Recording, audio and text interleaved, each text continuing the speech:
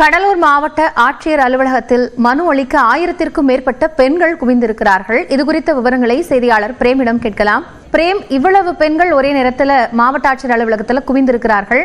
என்னென்ன கோரிக்கைகள் முக்கியமாக வைக்கப்படுகிறது? காயத்ரி, அதாவது மக்களுடைய குறைகளை கேட்பதற்காக வாரந்தோறும் மாவட்ட ஆட்சியர் அலுவலகத்தில் திங்கட்கிழமை மக்கள் குறை கேட்பு கூட்டம் என்பது மாவட்ட ஆட்சியர் முன்னிலையில் நடைபெறும். அதன்படிதான் கடலூர் மாவட்ட ஆட்சியர் அலுவலகத்தில் மாவட்ட ஆட்சியர் சி ஆதித்யா சந்தவில் வாரந்தோறும் நடைபெறக்கூடிய மக்கள் குறை கேட்பு கூட்டம் இன்று காலை துவங்கியது.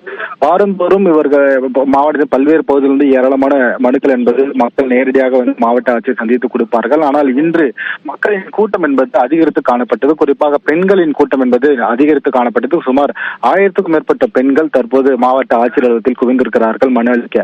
முக்கியமாக காரணம் என்னவென்றால், கடந்த வாரம் தமிழ்நாடு அரசு சார்பில் அங்கன்வாடி பணியாளர்களுக்கு விண்ணப்பிக்கலாம் என்ற ஒரு அறிவிப்பினை வெளியிட்டது. அதனைத் தொடர்ந்து மாவட்டந்தோறும் மாவட்ட ஆட்சியர்களும் அறிவிப்பை வெளியிட்டார்கள். நிலையில் கடலூர் மாவட்டத்தில் அந்தந்த வட்டாட்சியர் அலுவலகத்தில் மக்களுடைய குறைகளை பெட்டிஷனாக கொடுக்கலாம் என மாவட்ட ஆட்சியர் கூட்டத்தை கட்டுப்படுத்துவதற்காக ஒரு அறிக்கை வெளியிட்டார். ஆனால் மாவட்ட ஆட்சியரிடம் நேரடியாக கணவரை இழந்தவர்கள், தாய் தந்தை இழந்தவர்கள் என ஏராளமான பெண்கள் தற்போது அங்கன்வாடி பணியாளர்கள் முன்னுரிமை அளித்து வேலை வழங்க கோரி தற்போது மனு அளிக்க நீண்ட வரிசையில் காத்திருக்கிறார்கள். காலையிலிருந்து சுமார் 300க்கும் மேற்பட்டோர் மனு அளித்திருக்கிறார்கள்.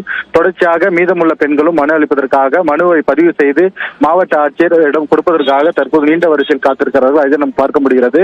வழக்கத்தை விட மாவட்ட ஆட்சியர் அலுவலகத்தில் இந்த வேலை வாய்ப்பு வழங்க கோரி தற்போது பெண்கள் ஏராளமாக குவிந்திருப்பதால் போலீசாரும் தற்போது பாதுகாப்பு பணியில் ஈடுபட்டிருக்கிறார்கள். காயத்ரி, நன்றி பிரேம், விவரங்களை வழங்கியமைக்காக.